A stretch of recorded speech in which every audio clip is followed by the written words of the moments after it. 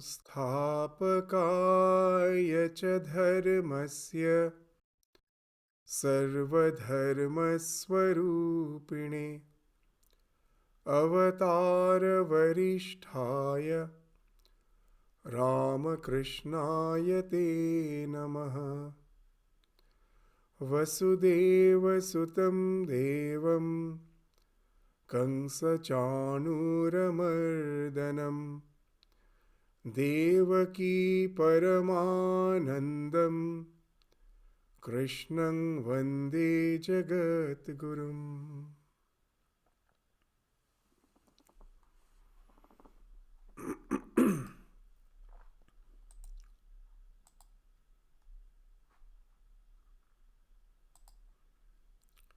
So today we will study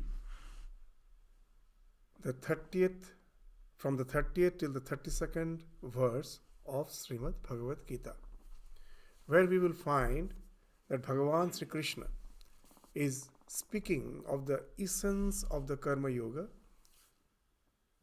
as has been spoken of in Bhagavad Gita.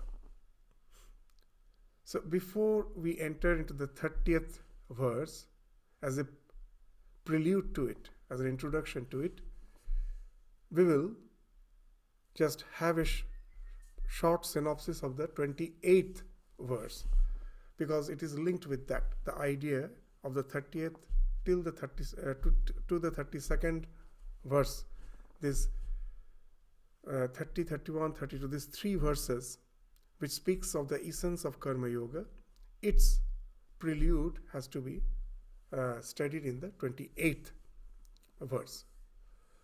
So where we find that what's the idea? Tattva vittu mahabaho guna karma vibhagayoho guna guneshu vartanta iti matva na shajjate. That Mahabaho, Arjuna has been addressed as Mahabaho, the mighty armed, the warrior, the mighty armed. So he is addressing him that, oh, the mighty armed Arjuna, the one who is illumined, the tattva vityu, the tattva with. So there are two words in Sanskrit. One is tattvam and another is matam. Matam speaks of opinion. It is just an intellectual consent. But tattva speaks of the truth. And the tattvavit is the one who has realized the truth. It is not a mere intellectual consent for that person. He has realized the truth that the soul is distinct from the gunas, from the three guna, the interplay of the three gunas which is going on constantly in our mind, in our senses. From that, the self is separate. The self is just the witness. It is in no way identified with the interplay of the gunas. The one who has realized that, he is a tattvavit. So he has realized the guna karma vibhagaya, the distinction of the soul from the gunas and the karmas. As we have indicated in the last class, that how the gunas and karmas interact, that when the five organ of perception perceives the world with the help of the five senses, immediately the knowledge dawns in. And that knowledge was something which was already in the mind. The external perception just invokes the knowledge which is already within. That's how the tamas is getting converted into sattva. The thing which was in the dark gets illumined by the perception. And it doesn't end there. Once I perceive, after the perception comes the reaction. Our entire life is nothing but this stimuli, and we are responding to it. So that is the guna and the karma. The ones your senses are invoked, your mind throws out the knowledge, and immediately we react to it. Our life is a constant interplay of this stimuli and the response. That's what the mind and senses are doing. But the soul is something separate from that. It is just witnessing. It is in no way identified with that. So that's the one who have realized It's not just an intellectual consent like for most of us. After reading the scriptures, we think we have understood, but it is just a mere intellectual consent. We have not realized. As in the last class, we were speaking that what the realization is, that it speaks of some spiritual practice through which we can go to a state where the mind stops working. The mind is constantly active. Even in sleep, we will find in the form of dream, it is breaking into thoughts. Only through spiritual practice we can attain a state where the mind has been totally stilled. It has been restricted. In that state, we can, when we go to that state, we can realize that we are the self which is in no way associated with the body-mind complex. The example which we gave, that in a movie theater, if you remember in the last class, that's the example with which we concluded our class. A small child went to a movie with his father. For the first time, he was going to a movie. The father was explaining what the movie is, that there is a screen on which, through a projector, the light is projected. Sound is projected through the sound system, and the light is projected. And this light and sound, especially the light when it is projected on the screen, it as if the screen gets enlivened. It gets enlivened. The life is being enacted there. And when the child entered the movie theater, by that time they were a bit late, the movie has started. Now he has heard from his father that there is a screen on which, through the projector, the light is being projected. So now he was searching, where is the screen? He asked his father, where is the screen? Well, just in front of you. Just see, just watch, it is there. Now the scene of Mahabharata was going on, where Krishna was instructing Arjuna. So in front he saw Krishna. So he thought Krishna is the screen. Is Krishna the screen? No. Someone behind that, something behind that. Oh, then Arjuna is the screen? No, something behind that. That's what the father was again and again trying to explain. The chariot, the battlefield which we see in the background, the sky, father couldn't explain. One by one, the child was trying to find something behind that. He couldn't find. Father also was frustrated. He couldn't explain. And then there was the intermission, the interval.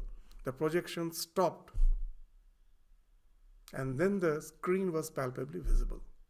After the intermission, again the movie started. Now there was no need to explain to the child that what is the screen and how the light, when it's projected on it, enlivens the screen. The life gets enacted there. So once that projection stopped, then only the screen was palpably visible.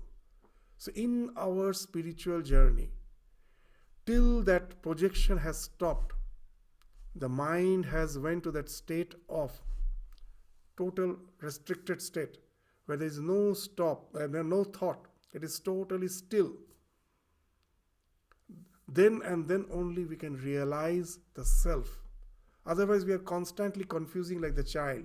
All the images, with all the images we think them to be the self. It's only that when it has stopped, then we realize. And once we have realized, we know it is just the interplay of light and sound which is giving the appearance of something reality, but it is a mere projection. And that's the thing which Bhagavan is saying in this sloka. The Tattva Vittu Mahavaho. The one who has realized the Tattva. It is not just a matam. He knows the distinction between the self and the interaction of the gunas and the karma. Guna karma vibhagayo. Guna guneshu vartanta. Iti matva na sajjate. The second line. That gunas in the form of the sense objects is constantly interacting with the gunas in the form of the sense organs. The self is in no way involved in it. It is just the witness. Knowing this for certain, the Tattvavit never gets entangled in them. So that's the idea which we found in the 28th sloka. So that how these senses are all interact, that's the idea which we were also discussing in the last class, that we gave the idea that mind is not one. There are several mental modules, innumerable mental modules. That's how this interaction happens. Now, among all those mental modules, each and every mental module has a fixed stimuli response conditioning. And all those mental modules which constitutes my mind, all of them are not vyakta, manifested. Some are vyakta, some are avyakta. Some of those mental modules will never get activated in this life. We, as per our birth, when we are born, as per our circumstances, as per the life in which, as per the species in which we have been born, only a particular set of mental modules get activated. As a common example, the funny example which we give, that as we believe in reincarnation, that we have passed through so many species at last to be a human being. Most probably we were some grazing animal in the past, who knows? And then the grass was something which was our delicacy. That was our food. Now, as we believe in samskara, the samskara of feeding on grass, relishing it, must be there in my mind. But seeing grass, do I salivate? No, as a human being I never salivate. So that's the wonderful idea in the Yoga Sutra, that we have innumerable mental modules. That for the cow, for a grazing animal, that seeing the grass, that stimuli, immediately the response is what? It feels like going and feeding on it. It starts salivating. But as a human being, I don't do that. Is that mental module not there in my mind? It is there. Once we have developed the mental module, it is going to be there. But what has happened? It is avyakta. As it is not suitable for the human birth, it doesn't find expression. It is just lying hidden there. Only those mental modules which are suitable for the human birth, that finds expression. Even to understand this idea, even in our day-to-day life, we will find a student most probably is good in so many activities, co-curricular activities. Along with the studies, he is quite good in other co-curricular activities. And when he goes to some higher studies, now his choice of subject becomes specific. Previously, he was good in literature, he was good in science, he was good in maths, he was good in social science. Now when he goes to the university, most probably he has chosen the medical science as his subject. He's going to be a doctor. Now, though as a student in the school, he was interested in all the subjects. Now the subject becomes very specific. Now his entire attention will be on the biological science when he is studying in the medical college. So what has happened? As per the situation, as per the circumstance, as he or she is in the medical college, all other samskaras, they are there. For the time being, they become hidden. They are not there because they are for that type of circumstance, they are not suitable. Most probably in the later life, when he is an established doctor, now he or she has some sufficient time even after beyond his profession. Then those past, all those impressions may come back. In his leisure time, maybe he is again getting interested in geography. He starts watching these videos of the National Geography or some archaeology, whatever it may be. Those interests again may come back when but you see this, all this medical studies, the pressure which was building up for all those academic courses, now that's over. Again, those past impressions comes back. So in our life, as per the circumstances, some of the desires are sometimes vyakta, many are avyakta. And again, this set of vyakta, those who are, there's all those mental modules which can manifest in this life. They also never manifest all at a time. At any particular moment, only one mental module gets activated. Now you may say, which one? Who directs? Is there a commander mind who will be directing which mental module has to get activated? No. Again, it is based on the circumstance. Whatever circumstance you are, based on the circumstance, only a particular mental module will get activated. The family background in which you are born, your own temperament, that all speaks which mental modules will get activated at a particular time. The one who is a Brahmin, who has nothing to do with the warfare, even in the battlefield, he will run away. That's quite natural for him. But if he's a Kshatriya, he will get inspired for a righteous war. Because that's the circumstance in which he has been born and brought up, and that is his temperament. So now, why am I bringing this topic here? Just to explain the fact that Arjuna is born as a Kshatriya. As per his swabhava, he is, from his childhood, he has been taught that when the crisis is there, when the state is in the chaotic state, when there is a need for justice, righteous war is something which is desired by a Kshatriya, a warrior class. Now, seeing his own relatives, his blood relations in the opposite side, his nerves gets weak. He starts this horripilation, palpitation, all these things starts because he sees his own relative, and he is just retreating from. That's a scenario in which the Bhagavad Gita starts. He retreats. He says, I don't want this war. In this context, much later, when the Gita is almost over, we will find in the 18th chapter, Krishna is saying a very interesting thing. What he's saying, just keep this idea of our mind, this guna guneshu vartanta, that we are born with certain set of mental modules, which has particular stimuli response conditioning.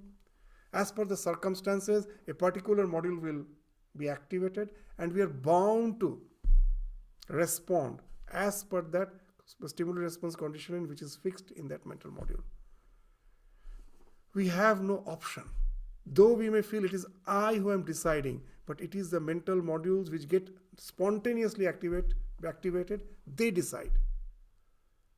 So we are sometimes almost helpless. Though we may feel that it is I am choosing, we never choose. And that's the idea which Bhagavan says in the 18th chapter, almost in the 8th. What he's saying? Yad ahankaram asritya. It's in the 59th sloka of the 18th chapter. Yat ahamkaram asritya na yotsya iti manyase. Being motivated by your ego, you think, I shall not fight. That you have decided. But know it for certain. Mithyaisha. Such decision is mithya, is when vyavasayaste prakritistvang niyokshati. Your nature will compel you to fight. What he's saying, it's not something which only is specific for Arjuna.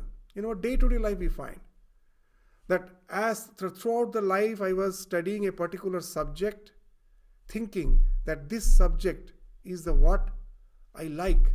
I would, in my professional field also, this subject will be reflected. I was most probably studying the medical science. And when I go to the hospital, that environment, as long as it was in the textbook, as long as it was in some specific laboratory condition, it was one thing. But the moment I go to the hospital, there my real swabhava will find expression. That I cannot change. I have been born with that. Most probably seeing blood, I get a swoon. That all this hospital with this surgery and everything, I find it's not for me. And then I will find that my swabhava is not allowing me. I thought that this is the subject which I want, but most probably it was not the correct choice. Why? It was not my swabhava. So this is a very important thing. We find that it's so, for so many of us, we have found that thing, that if we just take some subject thinking that this is the thing which is going to decide my profession, but I have never actually judged my real inclination, that there is going to be this tremendous clash.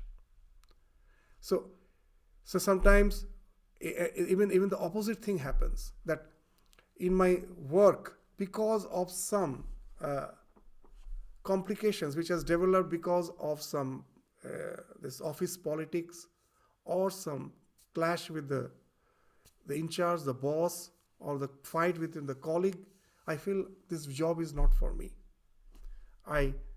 It's better I relinquish it. I don't want it. And after you leave the job and you search for something else, then the thought comes, the previous condition was okay. It was much better. I have now went to a still some worse situation. And we start repenting why I left the job. Many of you can relate. What it all speaks of? This speaks of that what I am speaking is not actually my swabhava. That at that moment, what happens in fear, because of fear, that in the very beginning when we started Bhagavad Gita, studying the Bhagavad Gita, that we told that fear is an acronym which we can expand in two different ways. That whenever we are in a stressful situation, our immediate response is forget everything and run. And then we are going to repent. Because that was just the spur of the moment we decided to just run away from the situation, and then I find my inclinations are prompting me to be there, but I have already run away from there. So other acronym of fear is face everything and rise. FEAR, face everything and rise. So know the situation, and in that situation, what's the thing is that Bhagavan will be saying in the next verse, that now you are being born with particular swabhava. You cannot change them. As per your previous life, you had some tremendous inclination for certain thing, and that finds expression as a birth in which those inclinations will be manifested. You are born in that circumstances. Most probably, as we give an example, in the last birth, I had an inclination for learning music, and that inclination just enables my birth in a family where the practice of music is favorable. All the parents are musicians, they are professional musicians. You'll find that sometimes all the child prodigy are in that family. We may say as they are in that family, that's why they have learned. It's not the fact. The parents in whose family that small child has taken birth, the age from which that child has started learning, at that age other children are also learning. But we will find the way this child is picking up is something at much faster rate. What has happened? His inclinations have enabled him to be born in a situation where he got the favorable circumstances. Now the samskaras and the circumstances both synergize to help the growth in a much faster rate. And that all speaks of the prodigy. So Arjuna is a Kshatriya. He is one of the best among the warriors. He has been born in that warrior class. And suddenly a certain crisis makes him feel that he should retreat. But his nature won't allow him. And that's what Bhagavan is saying in the 59th sloka of the 18th chapter. That just by your ego, in the present moment, that you are thinking that I shall not fight. You know it for certain, your decision is when your very nature will compel you to fight. Prakriti stvang niyokshati. The niyoga means will force you to just act as per the circumstances. And even in this chapter, we are going to study that up to the 32nd sloka. The 33rd sloka will say a very interesting thing. That sadrisham chestate swasya prakriter jnanavanopi prakriting yanti bhutani nigraha kinkarishyati. That even a wise person acts according to his nature. For all living beings are propelled by their natural tendencies. What can you gain by mere repression? So this is the struggle we always find. That we take so many resolutions, our body-mind complex works in its own way. What's the way out? The entire spiritual world is full of hypocrisy. Why? Because we have forgotten the path which has been prescribed by Sri Krishna. That we think that by my willpower I will go beyond all the so-called the promptings of my senses and I can be immersed in meditation. Bhagavan will be saying a very interesting thing. It is myth, it is just in vain. It is not going to help you. It will be this ita nashta tato bhrashta. It's neither you can get spiritual goal nor you will get any worldly gain. It will be just simply as if like hammering against a strong rock bed with of no avail. Again and again you will try, nothing will happen. Because you are been born with particular set of mental modules as per your previous birth and they are going to interact. However you may try, it will be of no avail. So what's the way out? So that's the thing which he will be saying in the 30th sloka. That as per the circumstances as we are born, as per our natural inclinations, let us seek not, avoid not, take care of our responsibilities, go on doing our work with the attitude that I am actually instrument in the hand of the divine. It is the plan of the divine that where we find that we are bound to be born in a circumstance where our sanskaras take us. And in that, in the larger divine play, that all the actions which I am going to execute, which is my responsibility, it do have a role to play in the larger picture. A specific role it has to play. It's like a huge teamwork where I have to play a particular role. I cannot do everything. Let me do it perfectly as per my inclinations I have to do. So let me resign to the divine. Let the divine work through me. I am not hankering after the result. And as per the tendencies, the body has to take care of the responsibilities in this life. Let it go through it. Knowing it for certain, it is the plan of the divine where I cannot force myself. So constantly this idea of detachment should be in the mind. That is a very important thing. That let me understand my position, my role, my inclinations, and let the body-mind go through this process.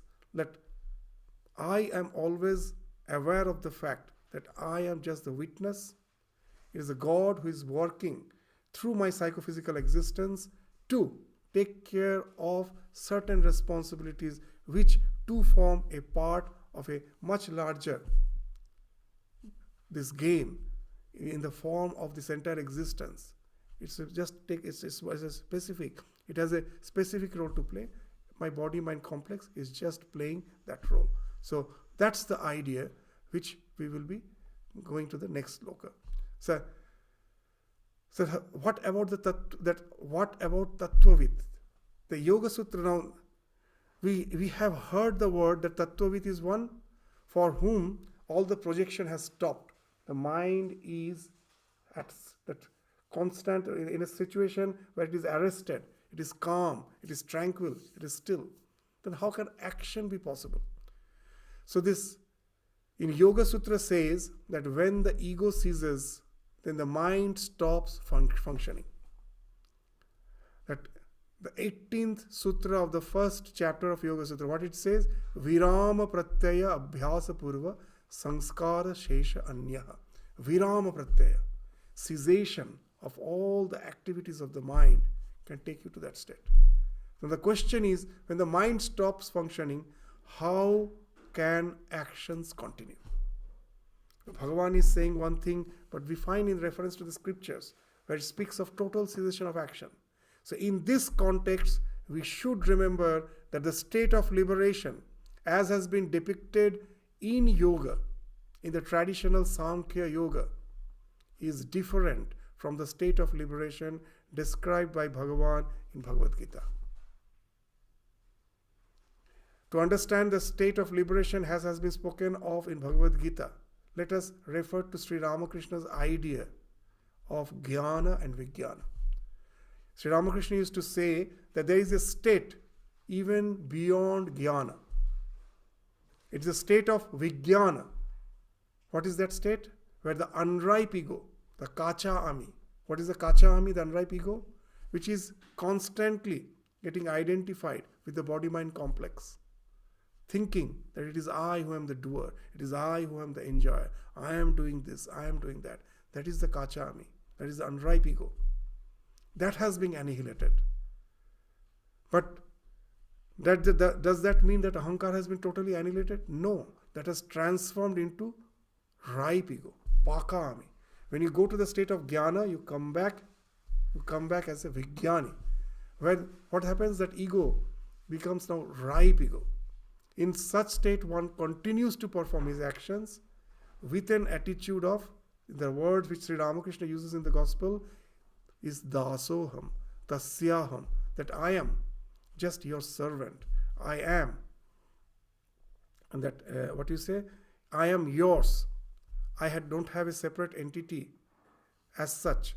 It is the Lord who is working through me. Tasyaham, dasoham, means I am your servant. And that's the idea which we will find in Bhagavad Gita has been described from the 30th to the 32nd verse. So now let us enter to the 30th verse. What Bhagavan is saying, that as we are bound to act as per our inclinations, as per Swabhava. So how we have to act in this life? Mai sarvani karmani. Sanyasyadhyatma chetasa. Sannyasa adhyatma chetasa. Sanyasyadhyatma chetasa. Nirashir nirmamo bhutva yudhyasya vigata jvara. Mai sarvani karmani sanyasya. Renouncing all actions to me. And then adhyatma chetasa. Centered. Adhyatma, adhi atma. The self, the atma. The self which is within, that is adhi atma. Centered in the self. Renounce all the actions to me and be centered in the self. And then nirashir nirmamo bhutva. Getting rid of hope, expectations. And nirmamo, and selfishness.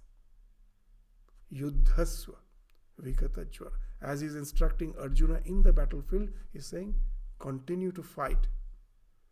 Free from this mental fever. Vigata jvara. Jvara means fever.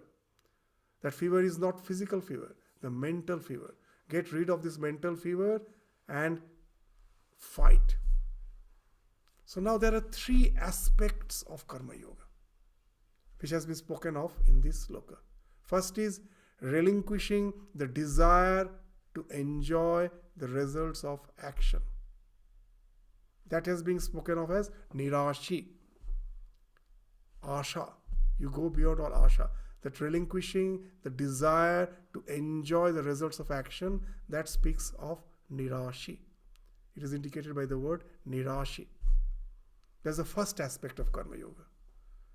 The second aspect, what is this? Relinquishing the idea that I am the doer, which originates from ahankara, from the ego, that I am not the doer.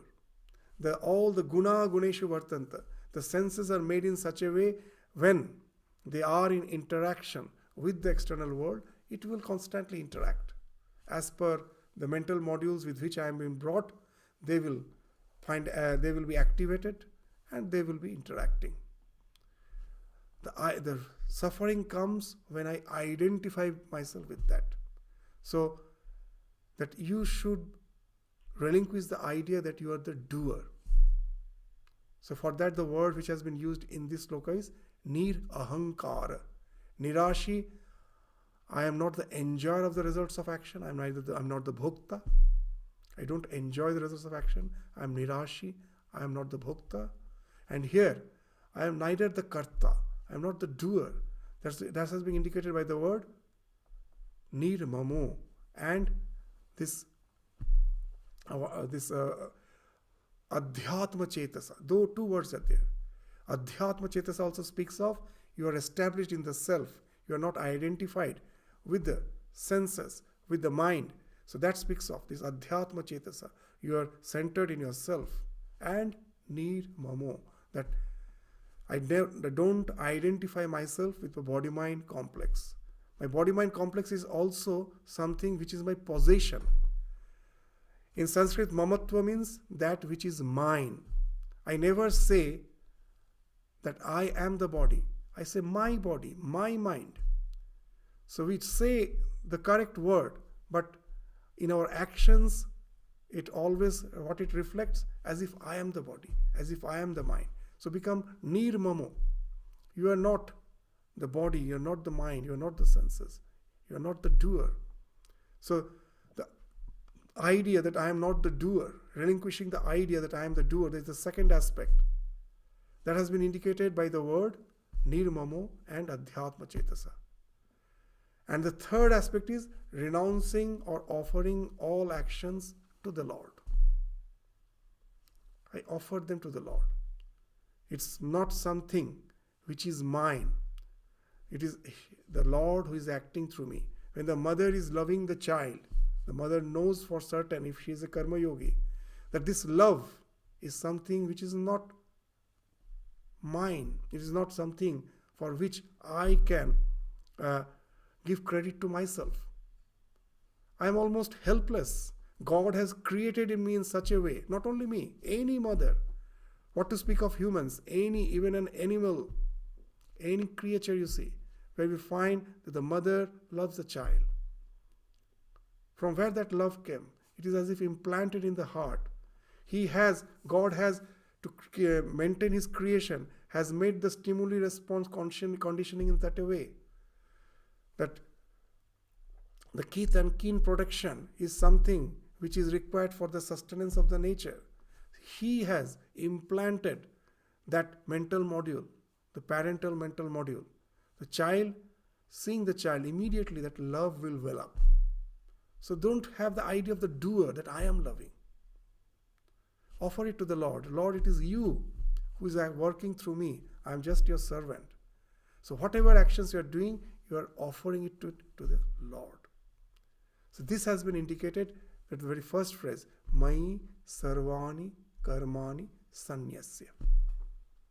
So these are the three aspects of Karma Yoga, which has been spoken of in this sloka. So relinquishing the idea that you are the bhokta, you are going to enjoy the result of action, relinquishing the idea that you are the karta, that you are the doer, and offering all the actions to the divine.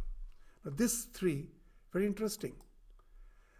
Now you find that one who renounces all actions to the Lord, and Mai Sarvani Karmani Sanyasa, and does all the action with the idea that I am working as a servant of the Lord, is a devotee. Isn't it? That I am just the servant of the Lord, I am working from him, is a devotee.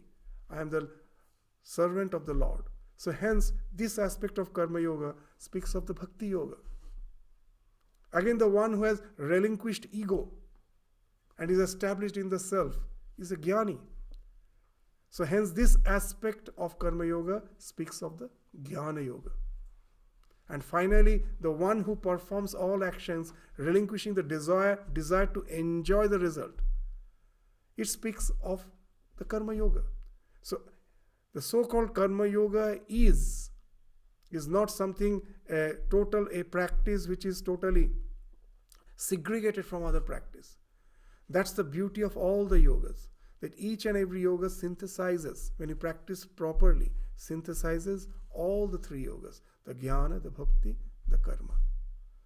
So thus in this verse what we find that Sri Krishna has synthesized the three yogas, the bhakti, the jnana and the karma. And that's the way we can really that help in blossoming our faculties. If you're trying simply to the suppress, it will be a failure again and again. Know for certain that as per your swabhava, you are bound to act. Continue. There is no harm in it. But always know that you are just the mere servant of the divine. As per the divine plan, you have been born with particular tendencies. It has to find expression. Don't have a sense of mamatva to it. It's just, I am the doer. I am the enjoyer. Relinquish that. Always have that idea that I am just the mere servant in the hands of the divine. So this, the 31st sloka, what it is saying? Ye me matamidam nityam anutishtanti manava sraddhavanta anasuyanta muchyante tepi karmabhi. Ye me matamidam nityam anutishtanti. Those who constantly practice my teaching. Ye me matam idam. That's what I just told in the previous verse. The one who practice nityam with full perseverance, not as per my mood. Today I do, tomorrow I just again forget everything and again I go to my selfish way of life. No, not that way. As Swami used to say that patience, perseverance, purity. Once purity speaks of, once you have chosen the ideal, now you don't waver from it. You, with full perseverance, with full patience, you continue there in that path. So the one who constantly practices my teaching, that is being spoken of in this first this phrase, Ye me matamidam nityam anutishtanti manava. Through Shraddhavanta, Anasuyanta. These two words are very, very important. With Shraddha. That without Shraddha, we can never progress in spiritual life. What to speak of spiritual life? In our day-to-day life, in our secular life, without Shraddha, there cannot be any knowledge. What Shraddha speaks? Shraddha speaks faith in the words of Guru, faith in the words of the scriptures. You will say, why should I have faith? Without faith, even in our academic knowledge, we can have no knowledge. As a student of a primary school, when we speak of the scientific laws, if the child says, unless you prove it to me, I am not going to believe it, can the student ever progress in his studies? Never. First, he has to have faith. The teacher says that when you go to the higher class, then only the proof is something which can be explained to you. Now you have just to take it as a working principle and progress in your studies. So all the scientific deductions, that comes later. First I have to have faith in it. And much later I can understand them, the true import of it. So similarly in the spiritual science, when I hear the scriptures, there may be a lot of things which I don't understand properly. But if I don't have faith, then I won't have that humility to just accept the fact that it is I who do not understand. There is a lot of gap in my understanding. Those must be the truth. At the very beginning, if I say they are all humbugs, it is just all trash, there is no question of learning. First, I have to accept the fact that they must be true. Those who have propounded it, they are authentic, the scriptures are authentic. Let me try to understand. I have that humility to accept the fact that at present I don't understand. That speaks of Shraddha. And the next word also is something related to Shraddha. It is Anasuyanta. That without cavilling, without trying to find fault in my teaching. That's the thing which we are saying. That when a teaching has been propounded, if I at the very beginning say it is faulty, there is no question of learning. First I have to accept it. That is speaks of Anasuya. I am not trying to find fault with it. And through Shraddha, gradually I am trying to understand it. then gradually the ideas of the scriptures will become clear. So, and then the question of practice comes. Once you have that intellectual conviction, with the intellectual conviction, the motivation will come. So that's why through Shraddha, without Asuva, the one who tries to understand my teaching, that why he's saying, Ye me matamidam, this word itself speaks. At the time of Krishna, there was some other opinion. Still it's there. The idea suddenly we find that all those esoteric practices go into deep meditation. There are ways by which you can just simply go into a deep meditation by relinquishing all the so-called activities and attain liberation. Those ideas were there. This idea of pure jnana. It's not that they're totally false. Bhagavad Gita is again and again saying, if you want the spiritual journey to be smooth, to be without any much, that difficulties and obstructions, if you want a smooth journey, this is the way. This is my way. That's the thing which Krishna is propounding. As God, he has incarnated. There are thousands of ways. So from these words of Krishna, it becomes evident that other paths of spiritual evolution were also prevalent at his time. It was not that it is the only thing which he is saying is the only. There are other paths. And keeping in mind the idea of sannyas or renunciation as cessation of all action, these words has been spoken. That don't go to that path. According to such idea, action is the cause of bondage and cessation of action leads to liberation. So as far as the traditional idea of sannyas is concerned, that it is the action which causes bondage. Cessation of action leads to liberation. But Bhagavan, here what he's trying to say? He's saying to the contrary to the prevailing notion, what he's saying? That it is not the cessation of action. It is because it is impossible. Even for sustenance of the body, you have to work. Cessation of action is not possible. It is impossible, and also it is unnecessary. It is not required. Why? Bhagavan has already indicated that for Sharira Yatra, to sustain yourself, action has to be done. And also for the maintenance of the society, for Loka Sangraha. These are the ideas which we have already studied. There's two ideas, for Sharira Yatra, for your own sustenance, and for the integration of the society, for the growth of the society, Loka Sangraha. Actions has to go on. You cannot stop. Stopping is impossible and also unnecessary. So why? What you have to do? So perform actions is to perform action cannot be the choice, but it is obligatory. You have to, because in no way you can stop action. So, and performing it selflessly, one can attain spiritual liberation. So that is unnecessary. But if it is not the action, it is the attitude behind the action, your orientation behind the action, that speaks of bondage or liberation. If I am attached to the action, that causes my bondage.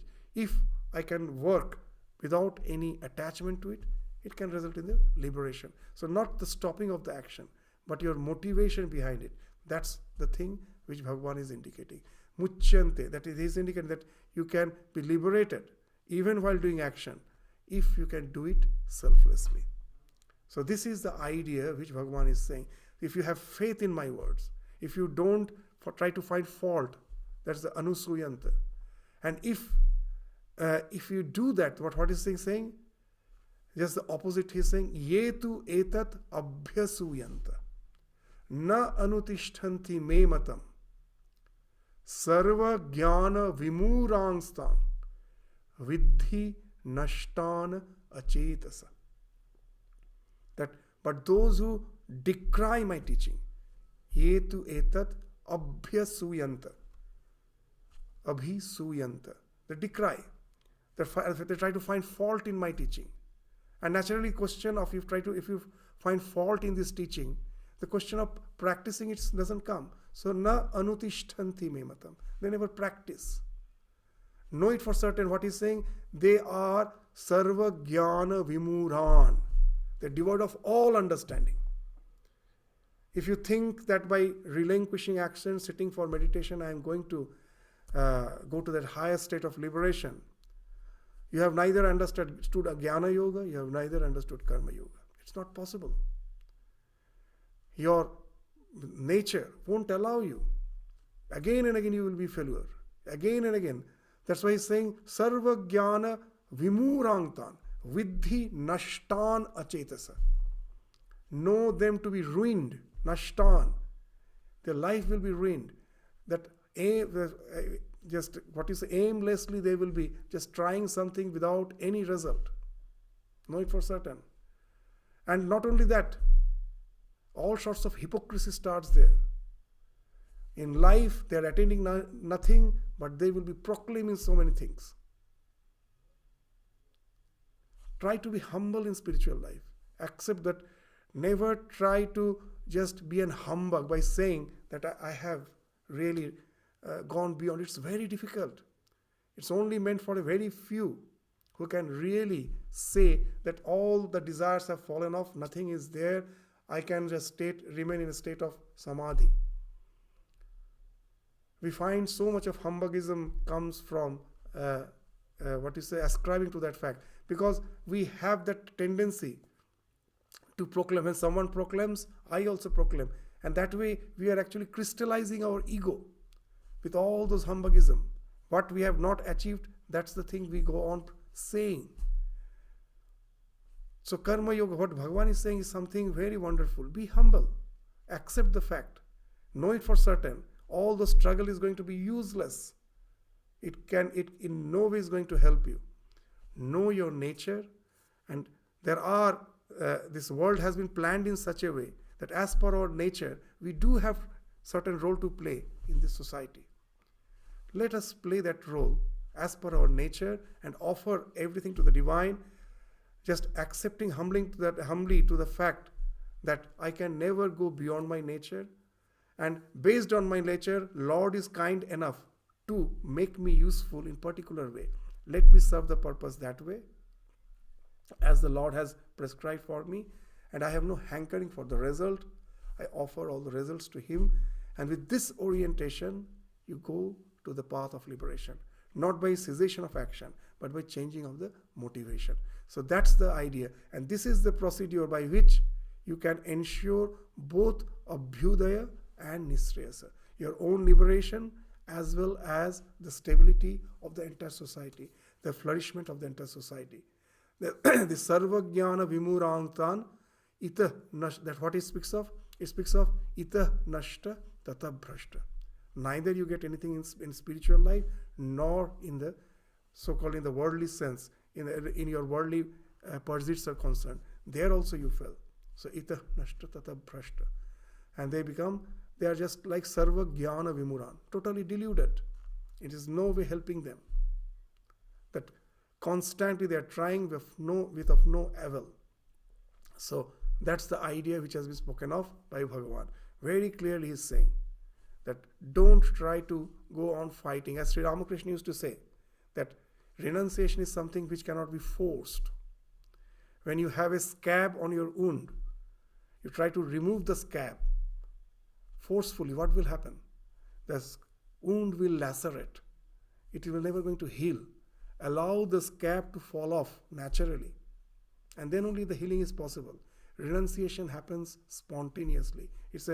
In the process of your spiritual journey, a state comes when it will fall off. Means desires will fall off by themselves. You cannot force them out. Impossible. It needs your patience, your perseverance, and total resignation to the divine. That, oh Lord, let you work through me. So this is the idea which has been spoken of by Bhagavan in these 3 slokas, 30, 31, 32. That these 3 ideas, again just to end this today's discussion, the 3 ideas of the Karma Yoga, which has been spoken of in the 30th sloka, constitutes the essence of the Karma Yoga as has been preached by Bhagavan Sri Krishna. So what are these 3 ideas? That relinquishing the idea of bhokta, that I am the enjoyer of the results of my action. That is the first thing.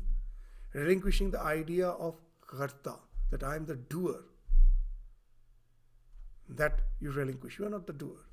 Lord is working through you. And third, if Lord is working through me, I renounce all my actions to Lord. I offer them to the divine. So this is the way, if we just proceed in our life's journey, knowing for certain Bhagavan is assuring us that will lead you to the ultimate spiritual evolution, spiritual liberation. So with this, we stop our discussion today. We will continue. This is the idea, this wonderful idea will be continued in the succeeding few slokas. As we told, the 33rd sloka says that it is almost impossible. However, the Jnani, the constant clash between his intellectual conviction and the senses will go on. Because you cannot go beyond the stimuli-response conditioning with which you have been born, all those mental models, you cannot go.